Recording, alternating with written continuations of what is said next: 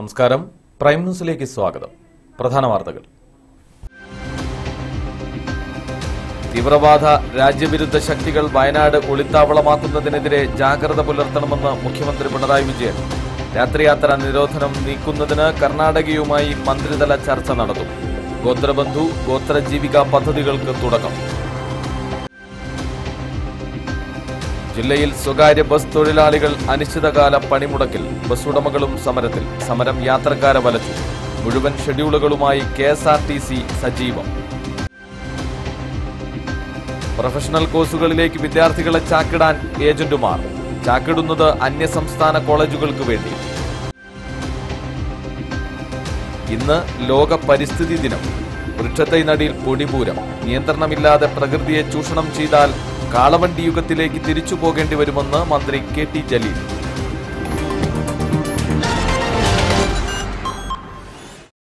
വിശദമായ വാർത്തകളിലേക്ക്. രാജ്യത്തിന് തന്നെ വെല്ലുവിളി ഉയർത്തുന്ന തീവ്രവാദ ദേശവിരുദ്ധ ശക്തികൾ വയനാടിനെ ഒളിത്താവളമാക്കുന്നതിനെതിരെ പോലീസ് നിതാന്ത ജാഗ്രത പുലർത്തണമെന്ന് മുഖ്യമന്ത്രി പിണറായി വിജയൻ. അയൽ സംസ്ഥാനങ്ങളുമായി അതിർത്തി പങ്കിടുന്ന വയനാടിന്റെ ഭൂപ്രകൃതി ദേശവിരുദ്ധ ശക്തികൾ ദുരുപയോഗം ചെയ്യുന്നത് ഗൌരവമായി കാണണമെന്നും മുഖ്യമന്ത്രി പറഞ്ഞു. കൽപ്പറ്റയിൽ പുതിയ ജില്ലാ പോലീസ് ആസ്ഥാന മന്ദിരത്തിന്റെയും മേപ്പാടി മാനന്തവാടി കാട്ടിക്കുളം റിസോഴ്സ് സെന്ററുകളുടെയും ഉദ്ഘാടനം നിർവഹിക്കുകയായിരുന്നു പിണറായി വിജയൻ. മൂന്നാം മുറ സ്റ്റേഷനകത്തും പുറത്തും പാടില്ല എന്നത് തന്നെയാണ് സർക്കാരിൻ്റെ കർക്കശ നിലപാട്. മൂന്നാം മുറ ഉണ്ടായാൽ ശക്തമായ നടപടിയിലേക്ക് നീങ്ങുമെന്നതും ഇതിനകം തന്നെ വ്യക്തമാക്കിയിട്ടുള്ള കാര്യമാണ്. തീവ്രവാദ ദേശവിരുദ്ധ ശക്തികളുടെ സാന്നിധ്യം തെളിയിക്കുന്ന സംഭവങ്ങൾ അടുത്ത കാലത്തുണ്ടായിട്ടുണ്ട്. ജില്ലയിലെ ക്രമസമാധാന നില പൊതുവെ ഭദ്രമാണെന്ന് പറയുമ്പോഴും ഈയൊരവസ്ഥയിൽ പോലീസ് നിതാന്ത ജാഗ്രത പാലിക്കണമെന്ന് മുഖ്യമന്ത്രി പറഞ്ഞു. സർക്കാർ ആഗ്രഹിക്കുന്നത് ജനപക്ഷത്തുനിന്ന് പ്രവർത്തിക്കുന്ന പോലീസിനെയാണ്. ദുർബല വിഭാഗങ്ങളുടെയും സാധാരണക്കാരുടെയും സുരക്ഷയ്ക്ക് പോലീസ് മുൻതൂക്കം കൊടുക്കണമെന്നും ഇതിന് വിപരീതമായി പ്രവർത്തിക്കുന്നവർക്കെതിരെ കർശന നടപടി ഉണ്ടാകുമെന്നും മുഖ്യമന്ത്രി പറഞ്ഞു. ചടങ്ങിൽ CK ശശീന്ദ്രൻ MLA അധ്യക്ഷനായിരുന്നു. DGP TP Senkumar, MI Shanavas MP, MLAമാരായ OR കേളു, IC ബാലകൃഷ്ണൻ, ഉത്തരമേഖലാ DGP Rajesh Diwan, Kannur range IG Manipal Yadav, ജില്ലാ പോലീസ് മേധാവി രാജ്പാൽ മീണ, ജില്ലാ panchayat president T Ushakumari, ADM KM Raju തുടങ്ങിയവർ സംസാരിച്ചു. വയനാട് ന്യൂസ്, കൽപ്പറ്റ. രാത്രിയാത്ര നിരോധനം നീക്കുന്നതിന് കർണാടകയുമായി മന്ത്രിതലത്തിൽ ചർച്ച നടത്തുമെന്ന് മുഖ്യമന്ത്രി പിണറായി വിജയൻ പറഞ്ഞു. നമ്മൾ മാത്രം വിചാരിച്ചാൽ പ്രശ്നത്തിന് പരിഹാരമുണ്ടാകില്ല. കർണാടകയുടെ സമ്മതം വേണം. പരിഹാരമുണ്ടാക്കാൻ കഴിയുമോ എന്ന് പരിശ്രമിക്കുകയാണെന്ന് മുഖ്യമന്ത്രി പറഞ്ഞു. LDF ഗവൺമെന്റിന്റെ 1ാം വാർഷികത്തോടനുബന്ധിച്ച് കൽപ്പറ്റയിൽ സംഘടിപ്പിച്ച പൊതുയോഗത്തിൽ സംസാരിക്കുകയായിരുന്നു മുഖ്യമന്ത്രി. വയനാട്ടിൽ വീടുകളില്ലാത്ത ആദിവാസികൾ നിരവധിയുണ്ട്. അവർക്ക് ഘട്ടം ഘട്ടമായി സമയബന്ധിതമായി സമ്പൂർണ്ണ ഭവന നിർമ്മാണ പദ്ധതിയിൽ വീട് നിർമ്മിച്ചു നൽകുമെന്ന് മുഖ്യമന്ത്രി പറഞ്ഞു.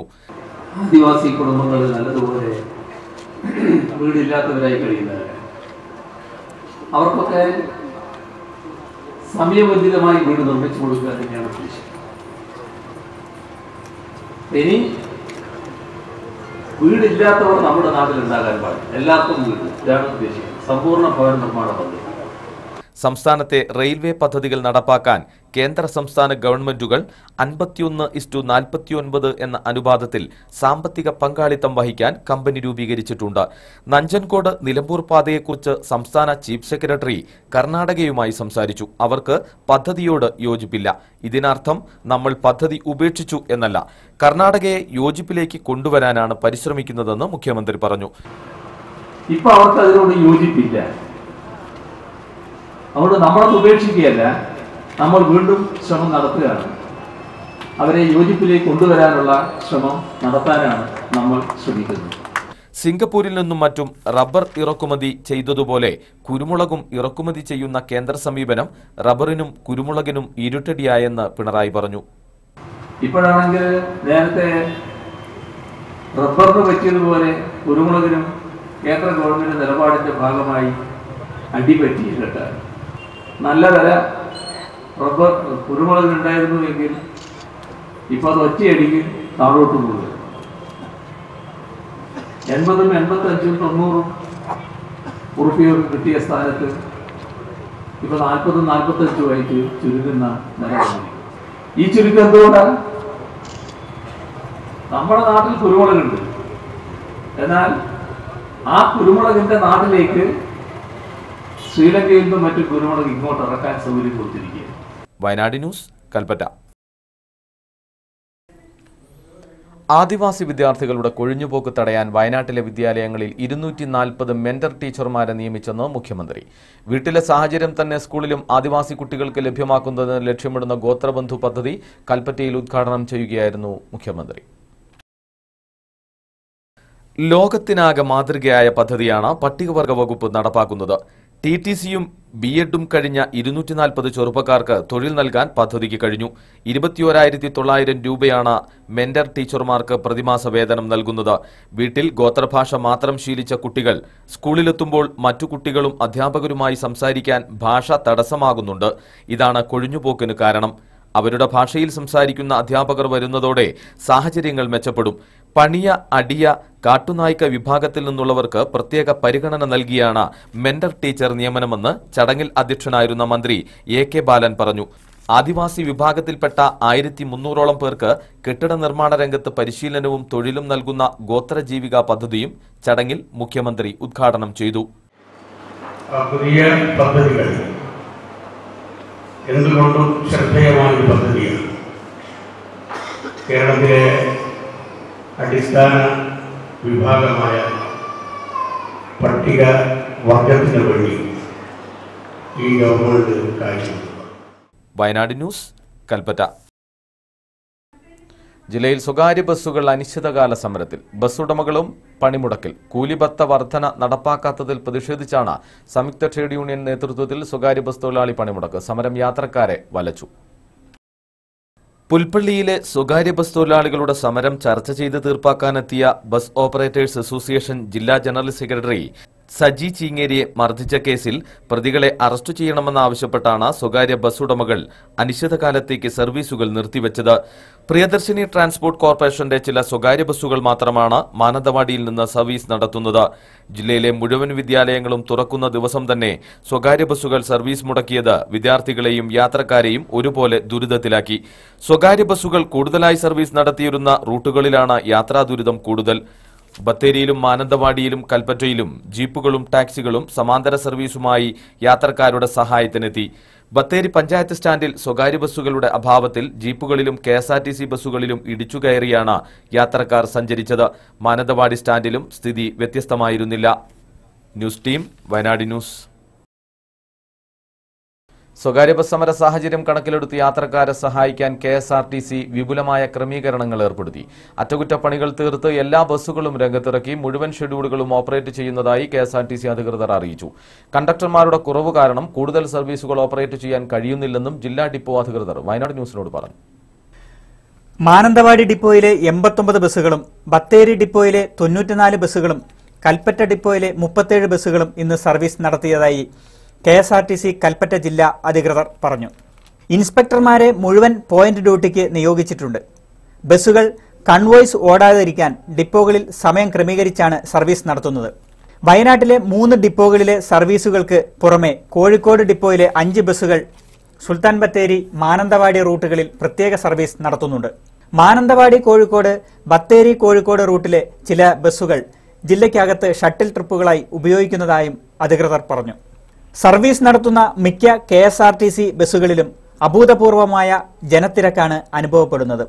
സ്വകാര്യ ബസ്സുകളുമായി മത്സരത്തിലായിരുന്ന ചില റൂട്ടുകളിൽ മാത്സര്യമില്ലാതെ ഒരു ദിവസമെങ്കിലും ഓടാൻ കഴിഞ്ഞതിന്റെ സന്തോഷത്തിലാണ് KSRTC ജീവനക്കാർ.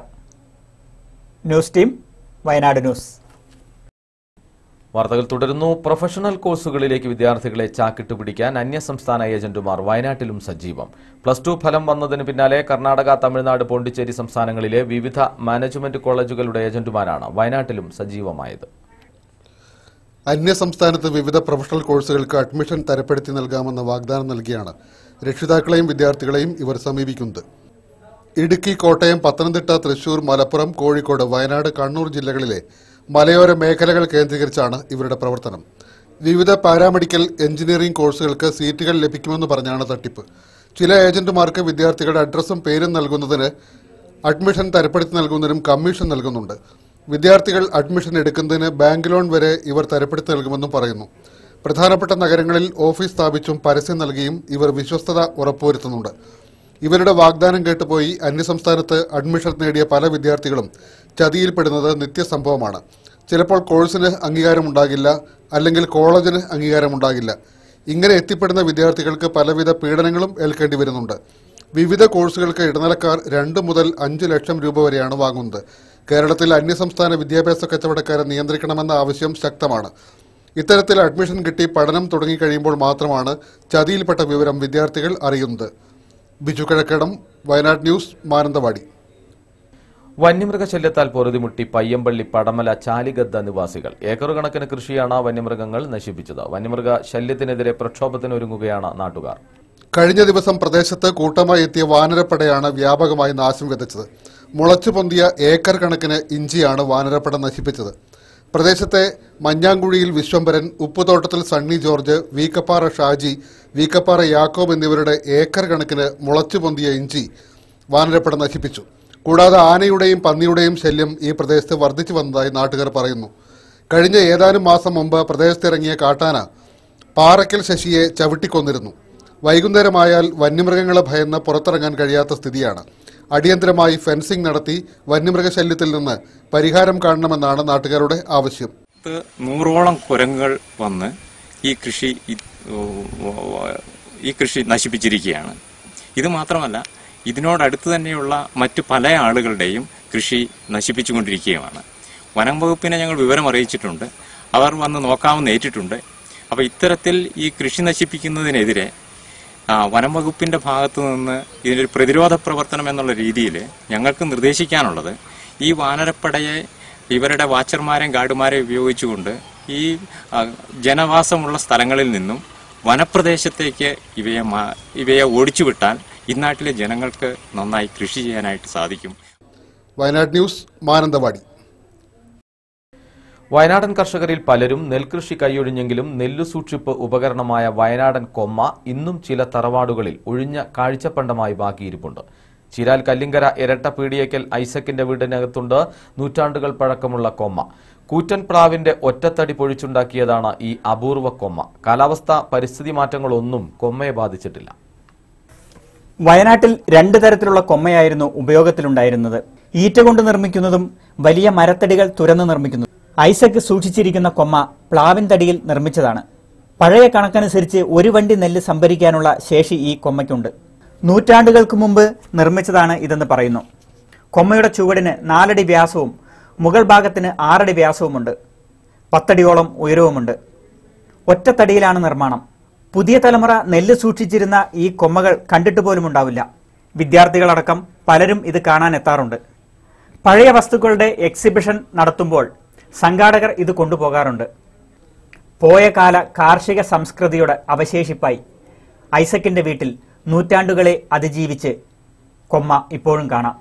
മരം പ്ലാവാണ്, നല്ല പ്ലാവാണ്. പ്ലാവിന്റെ കാതലാണ്, 1 ഇഞ്ച് കനാണ്. ബാക്കി ഇതിൽ ഒരു വണ്ടി നെല്ല് എന്ന് പറയുക ഇതിലിടുക.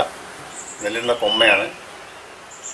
20 പൊതി നെല്ലിടുന്ന കൊമ്മയാണ്. വയനാട് ന്യൂസ്, ചീരാൻ. മഴക്കാല പൂർവ്വ ശുചീകരണ പ്രവൃത്തിയുടെ ഭാഗമായി കോട്ടക്കുന്ന് ഡിവിഷനിൽ KSRTCക്ക് സമീപം സംസ്ഥാന പാതയിൽ കാട് വെട്ടി തെളിച്ചു. ശുചീകരണ പ്രവൃത്തി MLA IC ബാലകൃഷ്ണൻ ഉദ്ഘാടനം ചെയ്തു. Division councillor advocate Rajesh Kumar അധ്യക്ഷനായിരുന്നു. പരിപാടിയുടെ ഭാഗമായി വൃക്ഷത്തൈകളും നട്ടു. ബത്തേരി ടൗണിലെ മാലിന്യത്തിന്റെ ദുരിതം പേറി കൈപ്പഞ്ചേരി നിവാസികൾ. ആശുപത്രികൾ അടക്കമുള്ള സ്ഥാപനങ്ങളിൽ നിന്നുള്ള നിലയ്ക്കാത്ത മാലിന്യ പ്രവാഹമാണ് ജനവാസ കേന്ദ്രത്തിലെ കൈപ്പഞ്ചേരി തോട്ടിലൂടെ ഒഴുകുന്നത്. ഇത് പരിസരവാസികളിൽ ആരോഗ്യ പ്രശ്നങ്ങൾക്ക് കാരണമാകുന്നു. ഒരു ടൗണിന്റെ മുഴുവൻ മാലിന്യവും പേറേണ്ട ഗതികേടിലാണ് കൈപ്പഞ്ചേരി നിവാസികൾ. ടൗണിൽ നിന്നും നിലയ്ക്കാതെ ഒഴുകുന്ന മാലിന്യം മുഴുവൻ കൈപ്പഞ്ചേരിയിലെ ജനവാസ കേന്ദ്രത്തിലൂടെ ഒഴുകുന്ന തോട്ടിലേക്കാണ് തള്ളുന്നത്. ശുദ്ധമായിരുന്ന ഒരു ജലസ്രോതസ് നശിപ്പിച്ചതിനു പുറമെ ഒരു സമൂഹത്തെ രോഗികളാക്കുകയുമാണ് ഇതിലൂടെ ചെയ്യുന്നത്. ടൗണിലെ ആശുപത്രികൾ, ഹോട്ടലുകൾ, മാർക്കറ്റ് തുടങ്ങിയ എല്ലാ സ്ഥാപനങ്ങളിൽ നിന്നുമുള്ള മാലിന്യങ്ങളാണ് ഈ തോട്ടിലൂടെ ഒഴുകുന്നത്. മാലിന്യത്തിൽ നിന്നുള്ള ദുർഗന്ധം പരിസരവാസികൾക്ക് ഏറെ ദുരിതമാണ് വരുത്തുന്നത്. ഇതിനു പുറമെ നിരവധി ആളുകൾക്ക് ആസ്മ, അലർജി തുടങ്ങിയ മാറാവ്യാധികളും പിടിപെടുന്നു. പിടിപെട്ട് കഴിഞ്ഞു. മാലിന്യം ഒഴുക്കുന്ന വഴി രോഗികളായ പലരും ഇന്ന് ജീവിച്ചിരിപ്പില്ലെന്നും പ്രദേശവാസികൾ പറയുന്നു. മാലിന്യ പ്രശ്നത്തിന് പരിഹാരം കാണണമെന്ന് പ്രദേശവാസികൾ പതിറ്റാണ്ടുകളായി ആവശ്യപ്പെടുന്നുണ്ടെങ്കിലും മാറി മാറി വരുന്ന ഭരണസമിതികൾ ഇത് ചെവിക്കൊള്ളുന്നില്ലെന്നുമാണ് പരാതി. അടുത്തിടെ തോടിന്റെ ചില ഭാഗങ്ങൾ കെട്ടിയുയർത്തി സ്ലാബിടാൻ നടപടി ആരംഭിച്ചുവെങ്കിലും അതും പാതിവഴിയിൽ നിലച്ച അവസ്ഥയാണുള്ളത്. വീണ്ടും ഒരു മഴക്കാലം കൂടി എത്തി നിൽക്കെ ഭയാശങ്കയോടുകൂടിയാണ് കൈപ്പഞ്ചേരി നിവാസികൾ കഴിഞ്ഞുകൂടുന്നത്. തങ്ങളുടെ ദുരിതത്തിന് പരിഹാരമുണ്ടാകുമെന്ന പ്രതീക്ഷയിലാണ് ഇവിടത്തുകാർ. കുട്ടികൾക്ക് രോഗങ്ങളും അതും ഇതൊക്കെ കാര്യമായിട്ടുണ്ടായിരുന്നു. സ്ലാവിട്ട് വാർത്ത കിട്ടിയ ഞങ്ങൾക്ക് നല്ല ഒരു ഇതായിരുന്നു. ഭയങ്കര മണമുണ്ട്. ഇപ്പം മഴ പെയ്തതുകൊണ്ട് കുറച്ച് മണത്തിന് കുറവുണ്ട്. എന്താ ഇതിന്റെ ഒരു ബുദ്ധിമുട്ട് ആരും ഇവിടുത്തെ ജനപ്രതിനിധികൾ ആരും തന്നെ മനസ്സിലാക്കുന്നില്ല. മാറി മാറി വരുന്ന ഇവിടുത്തെ ഭരണാധികാരികൾ ഇന്ന് ശരിയാക്കും, നാളെ ശരിയാക്കും, ഇത് സ്ലാബ് ഇട്ട് മൂടും, സൈഡ് കെട്ടി വൃത്തിയാക്കും എന്ന് പറയുന്നതല്ലാണ്ട് ഇവിടുത്തെ നിത്യരോഗത്തിൽ നിന്ന് ഇവിടുത്തെ പ്രദേശവാസികൾക്കോ ഇവിടുത്തെ ജനങ്ങൾക്കോ കുട്ടികൾക്കോ ഒരു മോചനമില്ല എന്ന് തന്നെ പറയേണ്ടിയിരിക്കുന്നു. Wayanad news, Bathery.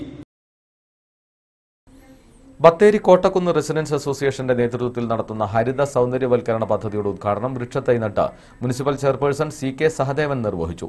Doctor PC Roy അധ്യക്ഷനായിരുന്നു. അസോസിയേഷൻ മെമ്പർമാരുടെ ഫോട്ടോ ഡയറക്ടറിയുടെ പ്രകാശനം കൌൺസിലർ അഡ്വക്കേറ്റ് രാജേഷ് കുമാർ നിർവഹിച്ചു. Councillor VK Babu, OM George, father Joy Ullattil, doctor Sheba M Jose, Baburaj തുടങ്ങിയവർ സംസാരിച്ചു. കശാപ്പിനായി കന്നുകാലികളെ വിൽപ്പന നിരോധിച്ച കേന്ദ്ര സർക്കാർ നടപടിയിൽ പ്രതിഷേധിച്ച് കുപ്പാടി DYFI യൂണിറ്റ് കമ്മിറ്റിയുടെ നേതൃത്വത്തിൽ ബീഫ് ഫെസ്റ്റ് നടത്തി. കുപ്പാടിയിൽ പരിപാടി DYFI ജില്ലാ കമ്മിറ്റി അംഗം ലിജോ ജോണി ഉദ്ഘാടനം ചെയ്തു. സനു അധ്യക്ഷനായിരുന്നു. ഇത്തരത്തിലേക്ക് വധിക്കുന്നതിന് വേണ്ടിയിട്ട്, കൊലപ്പെടുത്തുന്നതിന് വേണ്ടിയിട്ട്, ഭക്ഷണാവശ്യത്തിന് വേണ്ടി ഉപയോഗിക്കുന്നതിന് വേണ്ടിയിട്ടുള്ള നിരോധനം ഏർപ്പെടുത്തിയിട്ടുള്ള കേന്ദ്ര സർക്കാരിൻ്റെ തീരുമാനം അത് RSSന്റെ തിപ്പൂരം അനുസരിച്ചിട്ടാണ്. RSSന്റെ ഇത്തരത്തിലുള്ളൊരു തിപ്പൂരം അനുവദിക്കുന്നതിന് വേണ്ടി അംഗീകരിക്കുന്നതിന് മനസ്സില്ല എന്നാണ് DYFI പ്രഖ്യാപിച്ചത്. അതിന്റെ ഫലമായിട്ടാണ് കേരള സംസ്ഥാനത്തിലുടനീളം ഇത്തരത്തിലുള്ള ബീഫ് ഫെസ്റ്റ് സംഘടിപ്പിക്കുന്നത്. നെന്മേനി പഞ്ചായത്തിൽ നമ്പ്യാർകുന്ന് മുതൽ പഴൂർ വരെ ഭാഗങ്ങളിൽ ബസ് കാത്തിരിപ്പ് കേന്ദ്രങ്ങൾ അപകട ഭീഷണിയിൽ. വിദ്യാർത്ഥികളടക്കം 100 കണക്കിന് ആളുകൾ ബസ് കാത്തിരിക്കുന്ന കേന്ദ്രങ്ങളാണ് ഏതു നിമിഷവും നിലംപൊത്താറായ അവസ്ഥയിലായത്.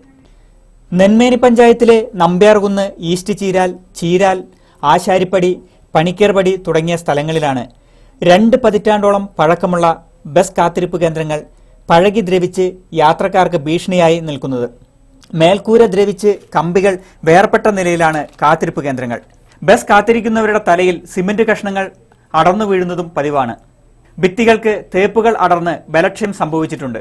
വിദ്യാർത്ഥികളടക്കം 100 കണക്കിന് യാത്രക്കാരാണ് ഇവിടെ ബസ് കാത്തിരിക്കുന്നത്. ബസ് കാത്തിരിപ്പ് കേന്ദ്രങ്ങൾ ബലപ്പെടുത്തി സുരക്ഷിതമാക്കുകയോ അല്ലെങ്കിൽ അവ പൊളിച്ച് മാറ്റി പുതിയവ നിർമ്മിക്കുകയോ ചെയ്യണമെന്ന് നാട്ടുകാർ ആവശ്യപ്പെടുന്നു. ഇടിഞ്ഞു പൊളിഞ്ഞ വീടാറായ ഒരു അവസ്ഥയിലാണ് ഉള്ളത്. ഒട്ടനവധി യാത്രക്കാരും സ്കൂൾ കുട്ടികളും ബസ് കാത്തിരിക്കുന്ന ഒരു കേന്ദ്രം കൂടിയാണിത്. വളരെ അപകടകരമായ ഒരു അവസ്ഥയിലാണ് ഈ ബസ് സ്റ്റോപ്പ് നിലനിൽക്കുന്നത്. ഒന്നില്ലെങ്കിൽ ഈ ബസ് സ്റ്റോപ്പ് ഇവിടെ നിന്ന് പൊളിച്ചു കളയുകയോ അല്ലെങ്കിൽ ഇത് സംരക്ഷിക്കുന്ന രീതിയിലുള്ള പ്രവർത്തനങ്ങൾ എത്രയും പെട്ടെന്ന് നടത്തണമെന്നാണ് നാട്ടുകാരുടെ അഭിപ്രായം.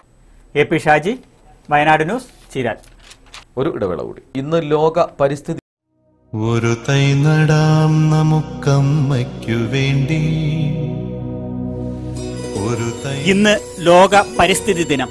ആഗോള താപനത്തെക്കുറിച്ചും ധ്രുവങ്ങളിൽ മഞ്ഞുപാളികൾ ഉരുകുന്നതിനെക്കുറിച്ചും 50 വർഷങ്ങൾക്കിടെ കടൽ ജലനിരപ്പ് 4 മീറ്റർ വരെ ഉയരുമെന്നതിനെക്കുറിച്ചും പ്രകൃതി പരിസ്ഥിതി ശാസ്ത്രജ്ഞർ മുന്നറിയിപ്പ് നൽകിയിട്ടും ലോകം തിന്നു തീർക്കാനുള്ള തീത്തട്ടമാണെന്ന് കരുതുന്നവരോട് പ്രകൃതിയിൽ നിന്ന് വിഭിന്നമായി നിങ്ങൾക്കൊരു അസ്തിത്വമില്ല എന്ന് ഓർമ്മിപ്പിക്കാൻ ഒരു ദിനം. വൃക്ഷങ്ങളെയും സസ്യങ്ങളെയും മൃഗങ്ങളെയും കൊന്നു തിന്നാനാണ് മനുഷ്യജന്മം എന്ന തെറ്റിദ്ധാരണ ചുട്ടു തിന്നാനുള്ള തീച്ചൂളയായി ആവാസ വ്യവസ്ഥയെ പരിവർത്തിപ്പിച്ചിരിക്കുന്നു. ഒരു മരം നട്ട് ഉണങ്ങാൻ അനുവദിക്കുന്നതല്ല, ജീവിതം ഒരു മഹാപ്രസ്ഥാനമാണെന്ന തിരിച്ചറിവിലേക്കാണ് പരിസ്ഥിതി ദിനാചരണം നമ്മെ ഉണർത്തേണ്ടത്. ഇത് പ്രാണവായുവിനായി നടുന്നു, ഇത് മഴയ്ക്കായി തൊഴുതു നടുന്നു. പ്രകൃതിയെ ചൂഷണം ചെയ്യുന്നത് നിർത്താൻ നമ്മൾ സ്വയം തയ്യാറാകണമെന്ന് മന്ത്രി KT ജലീൽ. നിയന്ത്രണമില്ലാതെ പ്രകൃതിയെ ചൂഷണം ചെയ്താൽ ഭാവിയിൽ കാളവണ്ടി യുഗത്തിലേക്ക് തിരിച്ചു പോകേണ്ടി വരുമെന്ന് മന്ത്രി ഓർമ്മിപ്പിച്ചു. ലോക പരിസ്ഥിതി ദിനാചരണം ജില്ലാതല ഉദ്ഘാടനം കൽപ്പറ്റ ഗവൺമെന്റ് കോളേജിൽ നിർവഹിക്കുകയായിരുന്നു മന്ത്രി. പരിസ്ഥിതി ദിനത്തോടനുബന്ധിച്ച് ജില്ലയിലെങ്ങും വൃക്ഷത്തൈകൾ നട്ടു. ജില്ലയിൽ പരിസ്ഥിതി ദിനം പ്രമാണിച്ച് വിതരണം ചെയ്തത് 2 ലക്ഷം വൃക്ഷത്തൈകൾ. സ്കൂളുകൾ, ക്ലബ്ബുകൾ, സന്നദ്ധ സംഘടനകൾ എന്നിവർ മുഖാന്തരമാണ് തൈകൾ വിതരണം ചെയ്തത്. പരിസ്ഥിതി ദിനാചരണ പരിപാടികളിലേക്ക്. ബത്തേരി ജനമൈത്രി പോലീസിന്റെ നേതൃത്വത്തിൽ പരിസ്ഥിതി ദിനത്തോടനുബന്ധിച്ച് വൃക്ഷത്തൈ നട്ടു. പോലീസ് സ്റ്റേഷൻ പരിസരത്ത് നടന്ന പരിപാടി സ്റ്റേഷൻ PIMD സുനിൽ ഉദ്ഘാടനം ചെയ്തു. പ്രഭാകരൻ നായർ അധ്യക്ഷനായിരുന്നു. Janamaithri CRO Abdul Salam, SI Johnny തുടങ്ങിയവർ സംസാരിച്ചു. പരിസ്ഥിതി ദിനത്തോടനുബന്ധിച്ച് 200ഓളം തൈകളാണ് ജനമൈത്രി പോലീസ് നട്ടത്. ബത്തേരി മുനിസിപ്പാലിറ്റി പഴേരി ഡിവിഷനിൽ പരിസ്ഥിതി ദിനത്തോടനുബന്ധിച്ച് വൃക്ഷത്തൈ നട്ടു.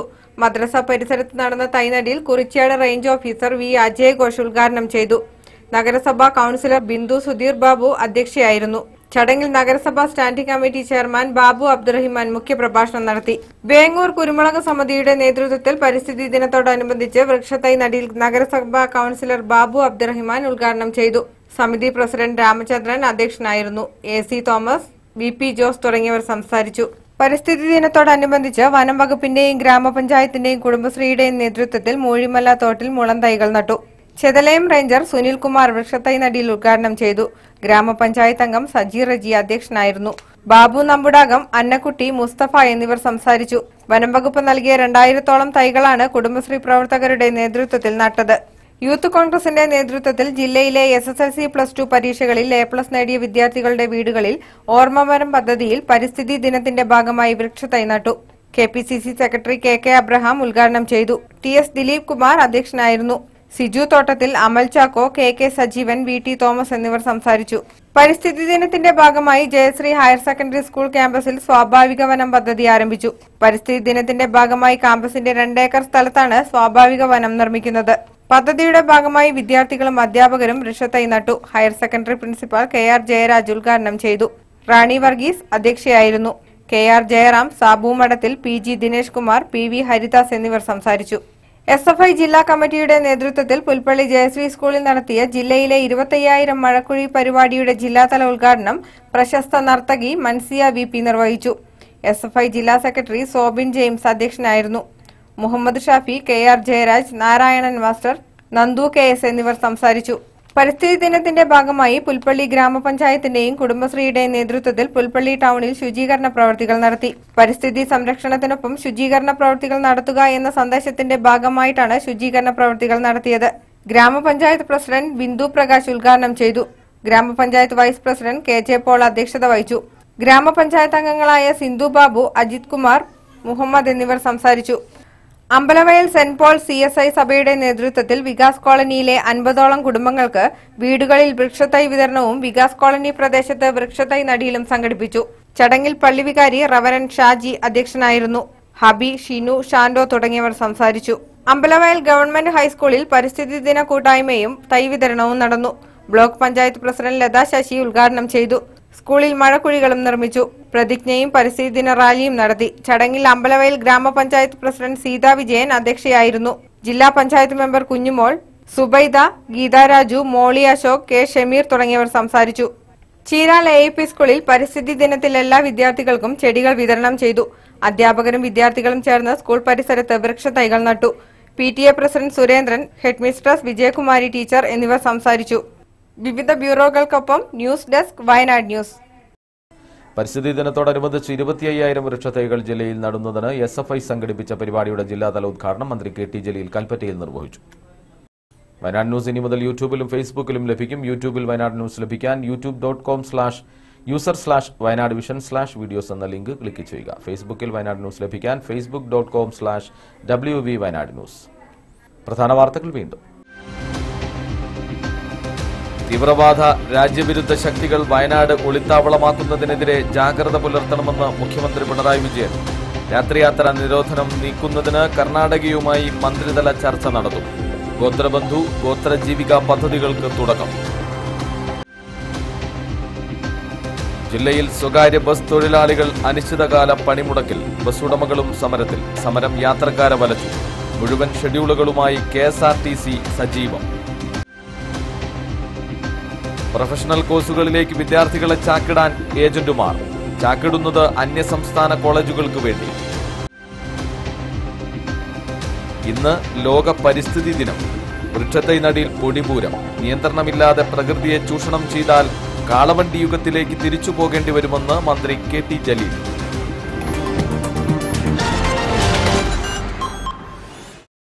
ഈ വാർത്താ ബുള്ളറ്റിൻ പൂർണ്ണമാകുന്നു. നമസ്കാരം.